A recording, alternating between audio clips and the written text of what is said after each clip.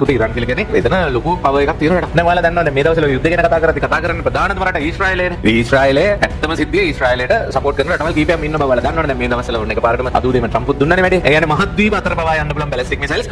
මේක සාමාන්‍යයෙන් පුතේ කිලෝමීටර් 10000ක් යන්න පුළුවන්. මේ වගේ මිසයිල් ගොඩක් වට්ටවන්න නම් ඊශ්‍රායලයට ගහන්න නම් මොකද්ද වෙන්න ඕනේ? ඕනෑම ඩිෆෙන්ස් සිස්ටම් එකක තියෙනවා පුතේ මොකද්ද? ලිමිට් එකක්. මිසයිල් ප්‍රධාන වර්ග කීයක් තියෙනවද? දන්නේ නැහැ. කියලා නේද? බලන්න ඕනේද?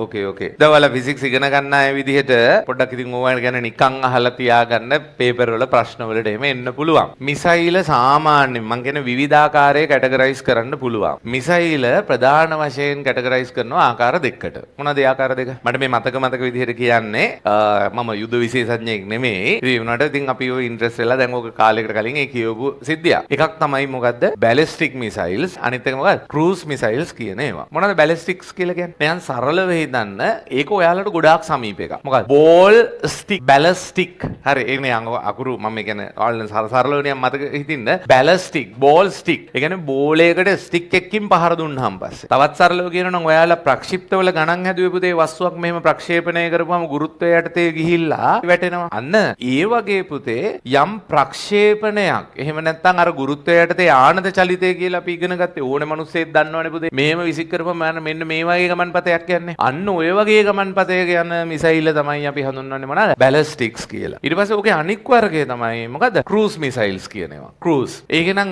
ක්‍රූස් කියලා කියන්නේ මොකද්ද? ඒක කියන්නේ ක්‍රූස් කියලා කියන්නේ යාත්‍රාවක්. අර ඒ කියන්නේ වගේ එහෙම එකක් නේ පුතේ. ඒක නේ සංචාරයක් යාත්‍රාවක්. අර යන්නේ වගේ සිද්ධියක් නේ. ක්‍රූස් මිසයිලයක් කියලා කියන්නේ මේ වගේ ඒ කියන්නේ දැන් මේ වගේ එකක් පුතේ තියෙන විශේෂත්වය තමයි මේක ආරම්භයේ ප්‍රක්ෂේපණයෙන් පස්සේ මම මේක පොඩ්ඩක් කියලා දෙන්නම්. හරි මේ ක්‍රූස් මිසයිල්ස් වල තියෙන විශේෂත්වය මේක මේ විදිහටම යන්න ඕනේ නැහැ. ක්‍රූස් මිසයිල් එකකට පුළුවන් ටාගට් එක පස්සේ ගමන් කරන්න. දැන් මේ බැලිස්ටික් මිසයිල් එකක් දාලා පුතේ දැන් හිතන්නකෝ මේ මෙතෙන් තමයි ටාගට් එකකට තමයි බැලිස්ටික් මිසයිල් දාන්නේ. එතනින් එහාට මේ ටාගට් එක මූව් වෙනවා. ඒතර බැලිස්ටික් මිසයිල් එකකට ඒ ගමන් පතේ වෙනස් කරන්න තියෙන chance එක ගොඩක් අඩුයි. නමුත් ක්‍රූස් මිසයිල් එකකට තමන්ගේ ගමන ක්‍රූස් එක වෙනස් කරන්න පුළුවන්. තේරුණා නේද? ඒක තමයි ওই දෙකේ වෙනස. පුතේ මේ දෙකේ වෙනස ඔයාලා භෞතික විද්‍යාත්මකව දන්නවා නම් එන්ජින් වර්ග දෙකක් තියෙනවානේ. ප්ලේන් එකේ තියෙන එන්ජින් වලට අපි කියන්නේ මොන එන්ජින් කියලාද පුතේ? ජෙට් එන්ජින් කියලානේ. මෙන්න මේවට තියෙන්නේ පුතේ ජෙට් එන්ජින්. මේවට තියෙන්නේ ජෙට් එන්ජින්. මේවට තියෙන්නේ බැලිස්ටික් මිසයිල්ස් වලට තියෙන්නේ මොනවද?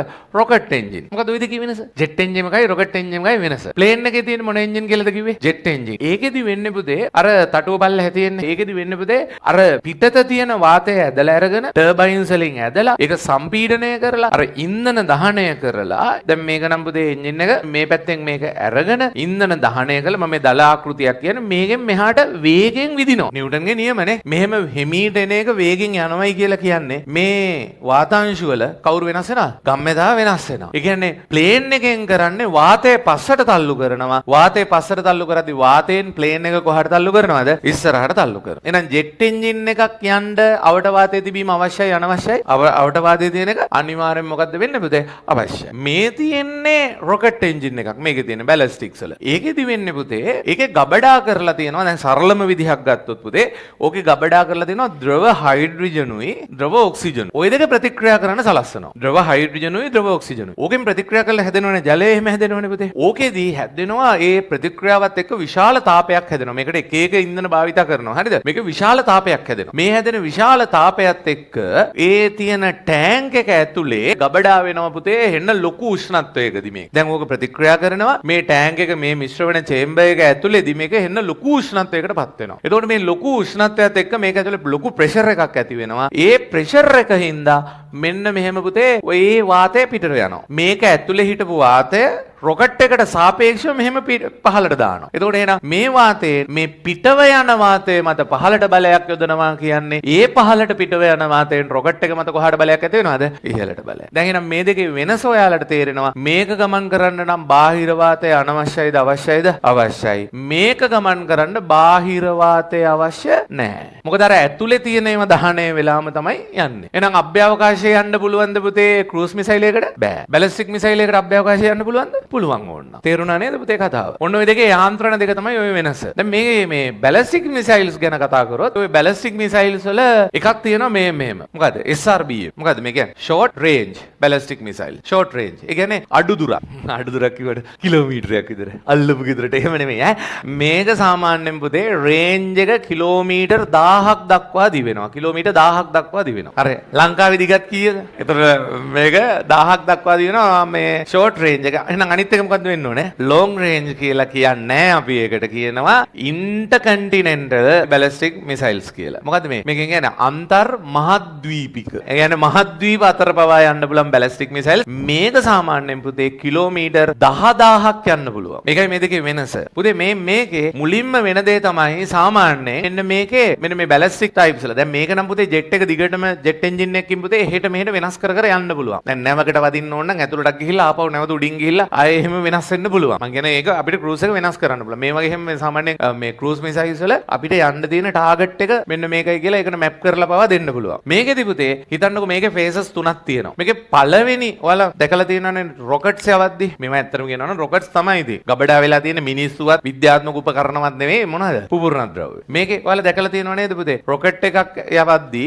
මුලින්ම රොකට් එක අභ්‍යවකාශයට දාලා ඒ කියන්නේ ත්‍රස්ට් එකක් ඒකට යන්න දෙන ත්‍රස්ට් එක ඊට පස්සේ ඒ උපකරණේ එතනදී පුපුරලා ගිහිල්ලා ඒ කෑල්ල අයින් වෙලා යනවා. ඊට පස්සේනේ රොකට් එකේ අර ඉස්සරහ කෑල්ල ඔයාලා දැකලා තියෙනවනේ ඉස්සරහට යන සීන් එක. මේකෙත් එහෙමයි පුතේ. මෙන්න මේ වර්ග දෙකේම මුලින්ම රොකට් එකකින් මෙයාට දෙනවා පුතේ ශක්තිය. රොකට් එකකින් ශක්තිය දීලා මෙයාව හෙන වේගයකට ගන්නවා. හෙන වේගයකට අරගෙන මෙන්න මේ හරියක් විතලා හිතන්නකෝ පුතේ. මෙතනදී මේක පුපුරනවා. පුපුරන කියන්නේ පුපුරනවා නෙවෙයි. අතන මෙතනදී මේක හිතන්නකෝ ඉන්ධන මේ කොටස මෙතන ඉන්ධන අයින් ඉවර වෙනවා වගේ කියලා හිතන්නේ. ඉවර වීමත් එක්ක දැන් මෙතනදී මේක මෙහාට ගමන් කරන ගම. ඒ කියන්නේ අපේ සරල ප්‍රක්ෂිප්තයක ලොකු ස්වරූපයක් මේ තියෙන. මේක සාමාන්‍යයෙන් කිලෝමීටර් බර ගාණක් යනවා.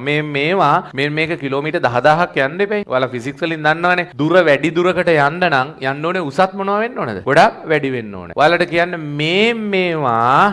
මේවා මේ ලොං රේන්ජ් එක තියෙන මෙන්න මේ වගේ බැලිස්ටික් මිසයිල්ස් යනවා පෘථිවි වායුගෝලය තියෙන ප්‍රදේශයෙන් උඩට. දැන් මේක දැන් හොඳට සරලව හිතන්න. මෙන්න මෙතනින් දැන් මේක ගිහිල්ලා මෙතනින්දී මේකේ අදාළ ඉන්ධන දහනය ඉවර වුණා කියලා මේක මෙහෙම ඉන්නේ නැහැ නේ පුතේ. මොකද්ද සිද්ධ වෙන්නේ? මෙයාට තව වේගයක් තියෙනවනේ. මේ වේගය නිසා මෙයා තව දුරටත් උඩ යනවා. තව දුරටත් උඩ ගිහිල්ලා ඊට පස්සේ දැන් ආපහු මෙතනදී අර අපේ ප්‍රක්ෂිප්තයක උඩම තැන ඉස්සෙල වෙලා ආපහු වැටෙන්නේ පුතේ. අන්න ඒ වගේ එතනින් එහාට මෙයා ගුරුත්වය යටතේ වැටෙනවා. මෙයාට තියෙන බල දෙකයි දැන් මෙතනින් එහාට. මොකද්ද? ගුරුත්වාකර්ෂණ බලයයි වාත ප්‍රතිරෝධය. ඒ කියන්නේ මෙතනින් එහාට මෙයාගේ චලිතය වෙනස් කරන්න විදිහක් නැහැ. අන්න ඒකයි බැලිස්ටික්. දැන් මේවා සාමාන්‍යයෙන් බැලිස්ටික් මිසයිල්ස් කියන ගොඩක් ලොකු ඒවා. එක පාරට ඉන්ධන ටික දාලා මේක උඩට යවලා ඊට පස්සේ අතෑරලා ඉන්න තමයි තියෙන්නේ. ක්‍රූස් මිසයිල්ස් කියන ඒවා එහෙම නෙමෙයි. ඒවා එච්චර ලොකු ඒවා නෙමෙයි. එච්චර ලොකු උඩකට යන්නෙත් නැහැ. මේක දැන් ඉතින් පුතේ මෙහෙම වැටෙනවා. මේක ගුරුත්වය යටතේ වැටෙනවයි කියලා කියන්නේ සමහර වෙලාවට කියනවා පුතේ මෙයාගේ ස්පීඩ් එක තප්පරයට කිලෝමීටර් 10 ගානකට 3000ක තප්පරයට කිලෝමීටර් බරපතල වේගෙන් එනවයි කියලා. ඉතින්කෝ අපි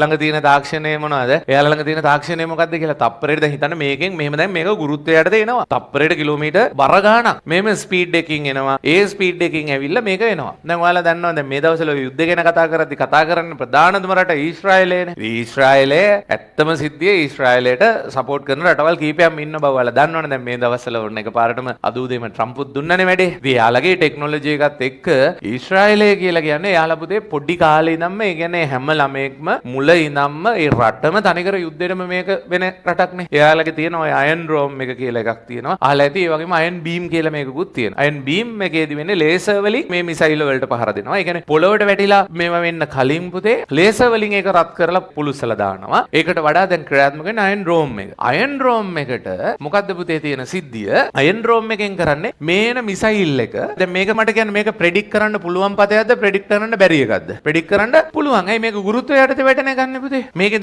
දැන් මේකේ රොකට් එක නෑනේ. එතකොට මෙන්න මේකට මෙහෙම එද්දි පුතේ ලස්සනට මේකෙන් පහර දෙන්න පුළුවන්. ලස්සනට මේකෙන් පහර දීලා වටන්න පුළුවන්. දැන් ඉතින් එතකොට මේ වගේ මිසයිල් ගොඩක් වටවන්න නම් ඊශ්‍රායලයට ගහන්න නම් මොකද්ද වෙන්න ඕනේ? ඕනෑම ඩිෆෙන්ස් සිස්ටම් එකක තියෙනවා පුතේ මොකද්ද? ලිමිට් එකක්. දැන් මේ අයන් රෝම් එකෙන් කරන්නේ පුතේ දැන් මේක එනවා දැකලා අයන් රෝම් එකෙන් කරන්නේ මේකෙන් ගහනවා මිසයිල. එතකොට මේක මෙතනදි ගැටෙනවා. මෙතනදි ගැටලා මේක පිපිරෙනවයි කියලා කියන්නේ මේක බිමට වැටලා තියෙන හානිය අපිට අඩු වෙනවා. ඇයි උඩදින් පිපිරලා යනවනේ. තේරුණාද? දැන් නමුත් මේ වගේ මිසයිල් අපි ගොඩක් දැම්මොත් මේකට දරන්න පුළුවන් මේකට දාන්න පුළුවන් කැපැසිටි එකක් තියෙනවනේ. අන්න මිසයිල පතිත වෙන්න පුළුවන්. මේ වගේ මිසයිලයකින් වෙන්න පුළුවන් හානිය පුතේ ගොඩාක් වැඩි. මේ වගේ එක්ක ලොකු පුපුරන ද්‍රව්‍ය ප්‍රමාණයක් තියෙනවානේ. නමුත් තියෙන ප්‍රශ්නේ මේ සිස්ටම් එක පහු කරගෙන මේකට එන්න පුළුවන් අවුල තමයි මෙතන තියෙන්නේ. මොකද මෙයාගේ පතය නිශ්චිත නිසා. නමුත් ක්‍රූස් මිසයිල්ස් වල තියෙන දේ තමයි දැන් කියන්නේ අයන් ඩ්‍රෝම් එකට පුළුවන් අර මිසයිල්ස් වල ඒ පතේ දිහා බලලා එයාව ටාගට් කරන්න. නමුත් ක්‍රූස් මිසයිල්ස් වල තියෙන සිද්ධිය තමයි ක්‍රූස් මිසයිල් එකට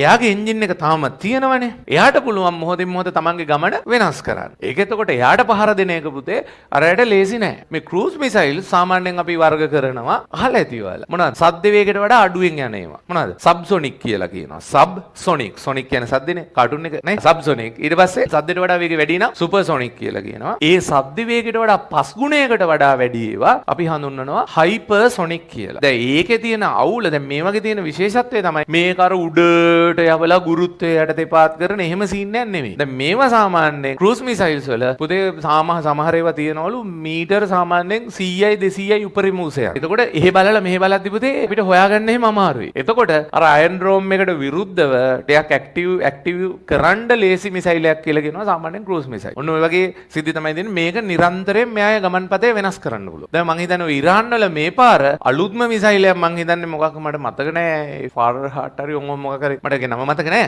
එයාලා හදලා තියෙනවා මේ වගේම බැලිස්ටික් ටයිප් එකේ මිසයිල් එකක්. එයාලා ඒක ක්‍රූස් ටයිප් එකේ කියලා තමයි මේව කරලා තියෙන්නේ. නමුත් ඒක ඇත්තටම බැලිස්ටික් ටයිප් එකේ මිසයිල් එකක්. මොකද්ද මේකේ මේ හරියදිත් පුතේ එයාලට ඒ මිසයිල් එකට ත්‍රස්ට් එකක් දෙන එක මෙකැනිසම්ස් මේ මිසයිල් එක ඇතුලේ තියෙනවා. ඔය අලුත් මිසයිල් එකේ. එතකොට තියෙන විසිද්ධිය තමයි මෙහෙම ගොඩාක් දුරක ඉඳන් වැටෙනවා වගේම පුතේ අන්තිම හරියදිත් එයාට එහාට මෙහාට ගමන් මාර්ගය වෙනස් කරන්න පුළුවන්. ඒ වෙනස් කරන්න පුළුවන් වීම නිසා පුතේ අයන් ඩ්‍රෝම් එකට එරෙහිව ඒකෙන් මේ පහර කන්නේ නැතුව මේකට වදින්න chance එකක් තියෙන මිසයිල්ස් වර්ගයක් කියලා. ඊශ්‍රායෙල් වලට වඩා ඒ වුණත් ඒ කැපැසිටි එක තියෙනවා කියලා. මොකද ඉරාන් වලට උනත් පුතේ ඉරාන් කියලා කියන්නේ එතන ලොකු පවර් එකක් තියෙන රටක්. ඔය වගේ තමයි ඉතින් තියෙන්නේ මේ තියෙන ඉතින් මිසයිල් සීන් එක.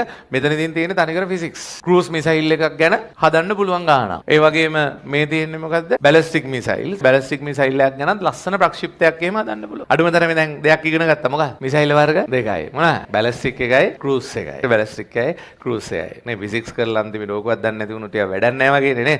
හරි. ඕකේ. ස්මාර්ට් පරපුරේ නෙක්ස්ට් ලෙවල් එක හිතට දැනෙන ලොජිකල් ෆිසික්ස් දර්ශන උකුවෙලා